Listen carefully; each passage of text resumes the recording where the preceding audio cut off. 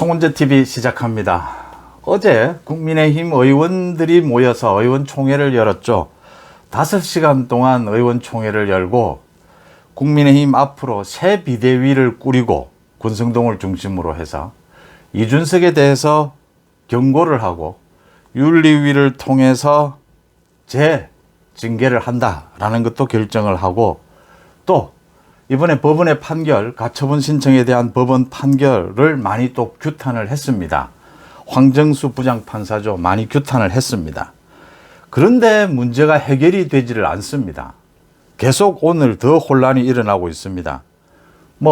중진들을 비롯해서 입가진 의원들 모두가 나서서 권성동이 사퇴를 해야 하지 않느냐, 책임 정치를 져야 하지 않느냐라는 이야기도 하고, 이준석에 대해서 정말 따끔하게 이번에 윤리위를 통해서 재징계해야 된다라는 목소리도 있고, 아니다, 이준석을 안고 가야 한다, 안지는 못하더라도 다시 복귀할 수 있는 가능성은 열어줘야 하는 것이 아니냐.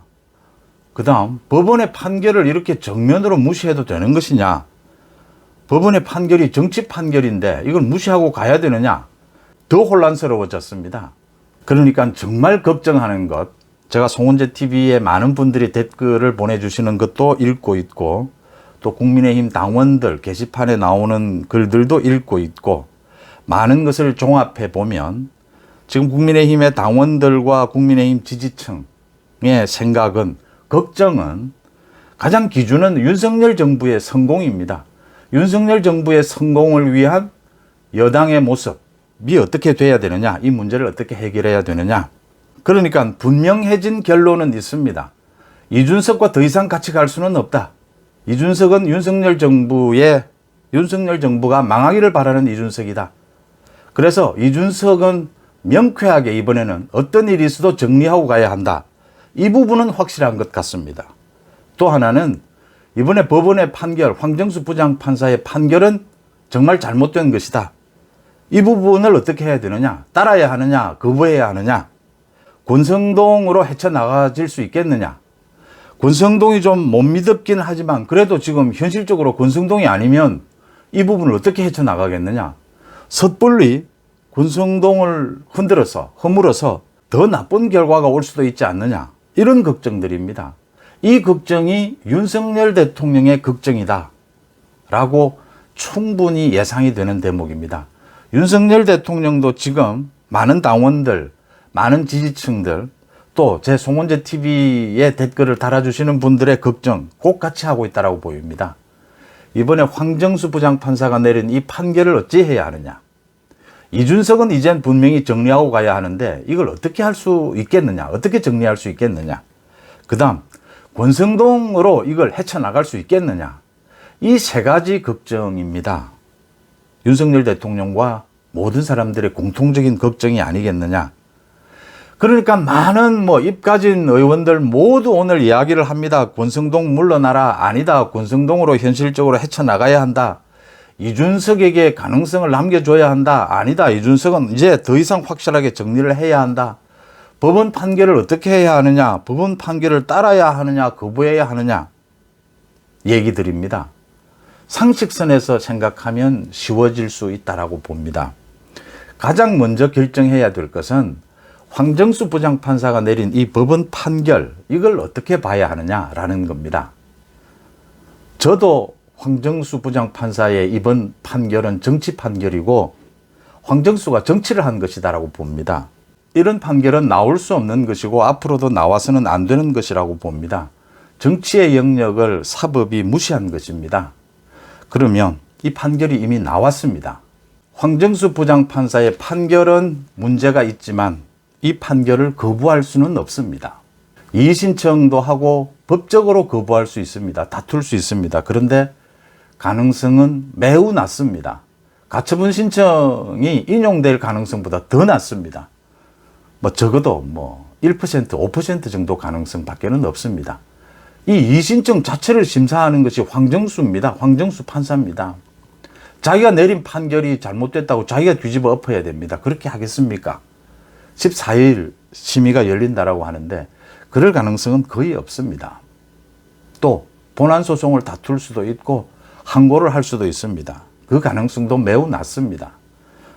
판결은 마음에 들지 않는데, 판결은 잘못됐는데 그래도 따라야 하느냐? 예, 따라야 합니다.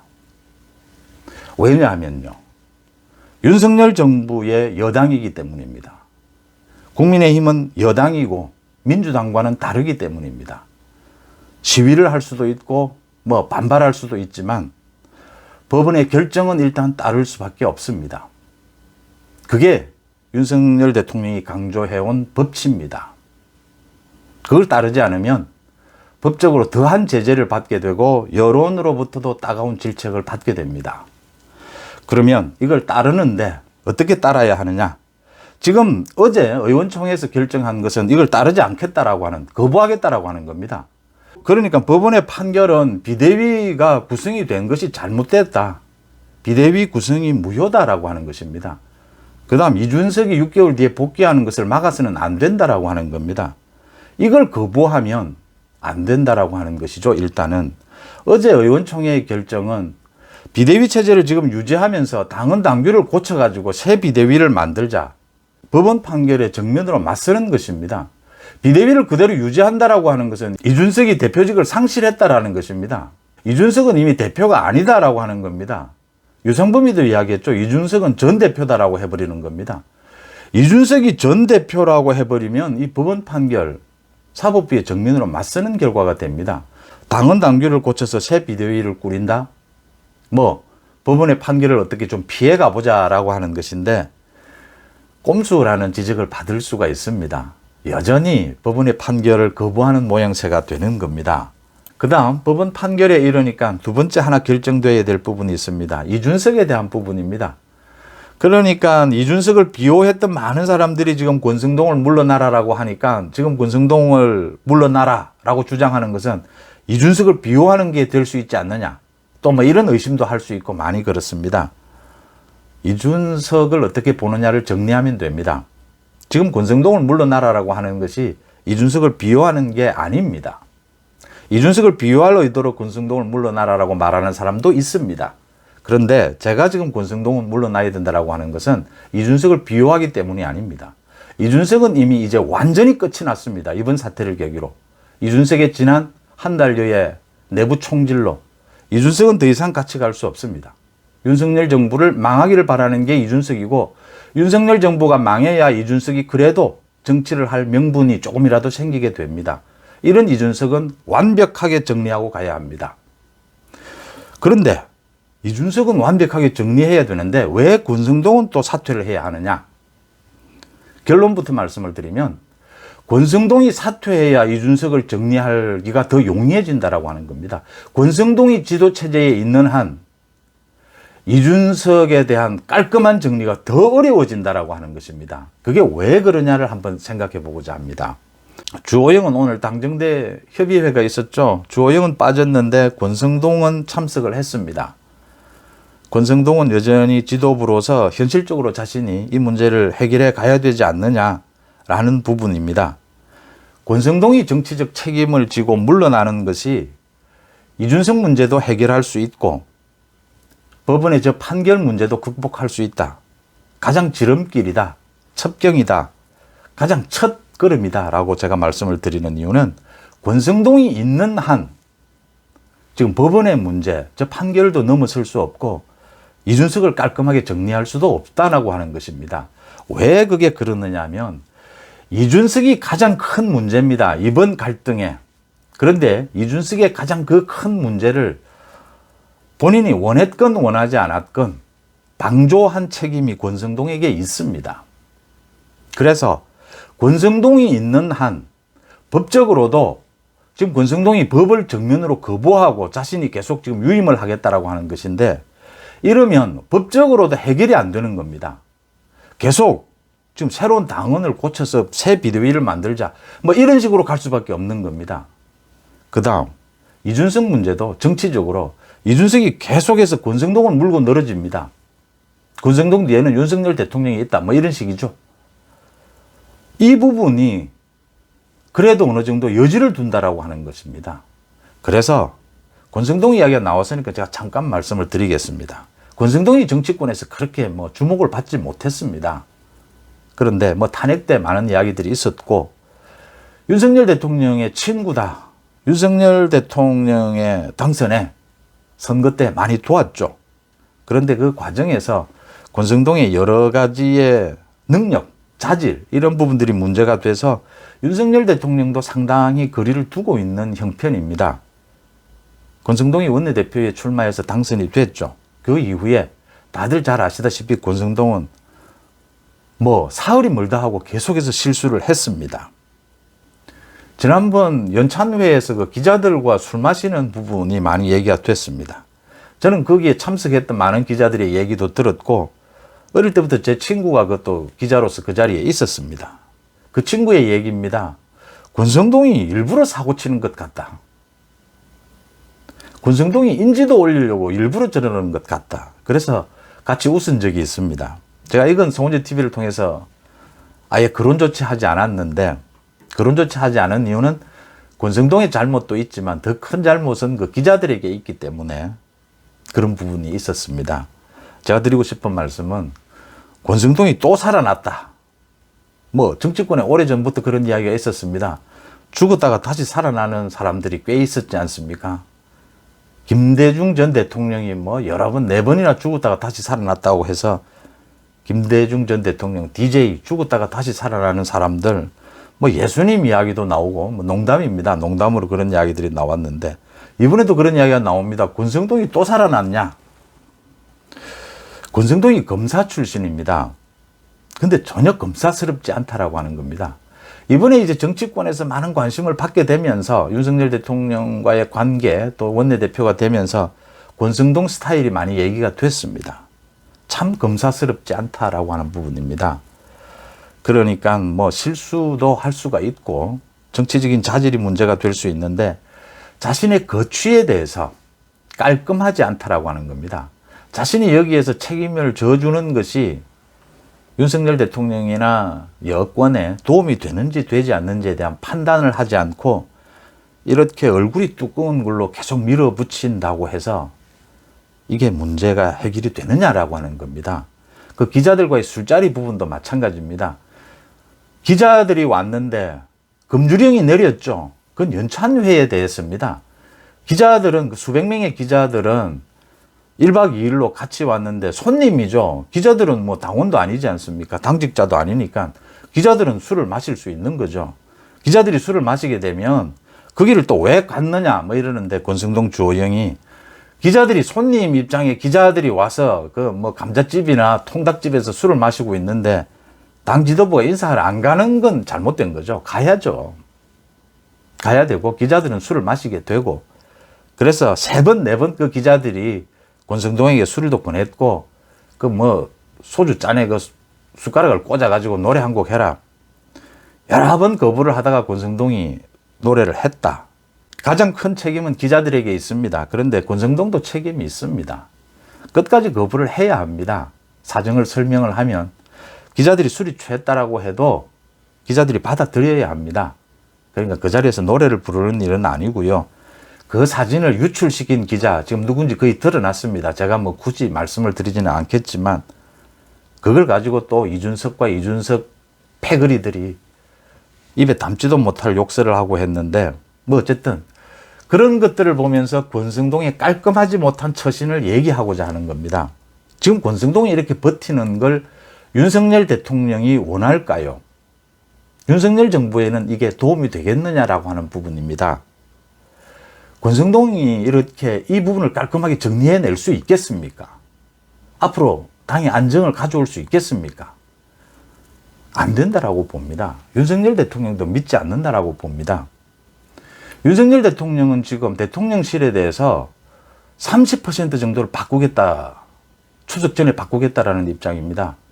지금 그 행정관들, 굉장히 많은 큰 폭의 행정관들에 대해서도 바꾸고, 필요하면 비서관들 또 바꾸겠다라는 입장입니다. 그러니까 윤석열 대통령이 이제 본격적으로 점검을 한 거죠. 내부 감찰을 통해서. 그동안 계속해서 일어났던 그 대통령실의 정보 유출, 각종 자범들, 이게 원인이 어디에 있었던가를 자질이 안 되는 사람들, 뭐 대통령실은 오래 그렇습니다. 이 선거 과정에서 여권 전체에서 이렇게 모여들죠. 공무원도 있고 또 어쩌다 공무원도 있고 뭐 이렇습니다. 그런 부분들을 정리하겠다. 윤석열 대통령의 생각이 많이 바뀌었습니다. 지금 권성동에 대해서 윤석열 대통령은 오래전부터 이 자질의 문제는 얘기가 되어 왔습니다. 그런데 당의 문제에 대해서 윤석열 대통령이 사실은 일도 양단식으로 이렇게 어떤 입장을 이야기할 수는 없습니다. 또 권성동과의 관계도 있고 여러 관계도 있죠. 이런 부분입니다. 윤석열 대통령의 생각은 분명합니다. 그럼에도 불구하고 지금 권성동 중심으로 이걸 헤쳐나가 보겠다고 저렇게 하는 것을 윤석열 대통령이 굉장히 불안해하면서 지켜보고 있다. 이렇게 저는 해석을 합니다. 제가 드리는 마지막 말씀은 권성동을 바꿔줘서 지금 원내대표를 새로 뽑는 절차 뭐 오래 걸리지 않습니다. 일주일 보름이면 충분합니다. 원내대표를 새로 뽑는 절차로 가야 당의 분위기를 바꿀 수가 있습니다. 오늘 지금 이재명이 선출이 되지 않습니까? 이재명은 뭐 법도 필요 없고 상식도 필요 없습니다. 그냥 막 방탄으로 죽기 살기입니다. 이제 뭐 이래 주거나 저래 주거나 말이 있지 않습니까? 굶어 주거나 맞아 주거나 뭐 죽기는 매 한 가지다. 뭐 이런 식입니다. 권성동으로 저걸 대처할 수 있겠습니까? 원내대표 선거에 돌입을 하면 분위기가 바뀝니다. 그러면 걱정이 없을 수는 없습니다. 새로 뽑히는 원내대표가 누가 적재를 할 수 있느냐? 지금으로서는 분위기는 바꿔야 합니다. 권성동이 있는 한 법적인 문제, 이준석 문제를 해결할 수가 없습니다. 새로운 원내대표를 뽑으면 이제 과거의 최고위를 복구시켜야 합니다. 이상한 형태가 됐지만 어쨌든 복구를 시키고 이준석은 일단 이 법원의 문제는 판결은 마음에 들지 않아도 일단은 따를 수밖에 없습니다. 악법도 따를 수밖에 없습니다. 이준석은 일단 6개월 뒤에 다시 당대표로 복귀하는 자격이 있는 걸로 하는 겁니다. 그 다음 이준석은 도려내야 합니다. 도려낼 때는 이제는 많이 겪었지 않습니까? 이제는 소리 없이 날카로운 칼날로 단칼에 목을 잘라야 합니다. 목이 잘리는 사람이 자기 목이 날아갔는지도 모를 정도로 날카롭고 빠르게 잘라내는 것이 진정한 무사지 않습니까? 진정한 칼잡이지 않습니까? 왜 아마추어라는 이야기를 자꾸 지금 국민의힘이 할 수밖에 없느냐 하면 이건 프로의 솜씨가 아닙니다. 이준석은 이제 확실한 지금 여권의 적입니다. 적의 목을 칠 때는 깔끔하게 끝내는 겁니다. 단칼에. 여러 가지 말하는 것이 아닙니다. 윤리위에 촉구하고 여론의 도움이 좀 될 수는 있을 겁니다. 그렇지만 깔끔하게 단칼에 지금은 이제 남은 것은 확실한 건 윤리위입니다. 재징계입니다. 그 뒤에 후폭풍은 후폭풍대로 감당하는 것입니다. 그러려면 새 원내대표를 뽑아야 하는 겁니다. 이준석 편을 들기 위해서 권성동을 공격하는 사람도 있을 테고 이준석을 더 죽이자고 권성동을 공격하는 사람들도 있을 테고 많이 있을 겁니다. 황정수가 저질러 놓은 이 법적 판결 또 깔끔하게 단칼에 쳐야 될 이준석의 목을 치기 위해서는 그 새 지도부를 꾸리고 그 새 지도부의 칼로 이 문제들을 깔끔하게 정리하자. 그게 순서다라는 것입니다. 여러분들은 어떻게 보십니까? 소공재TV 마칩니다. 고맙습니다.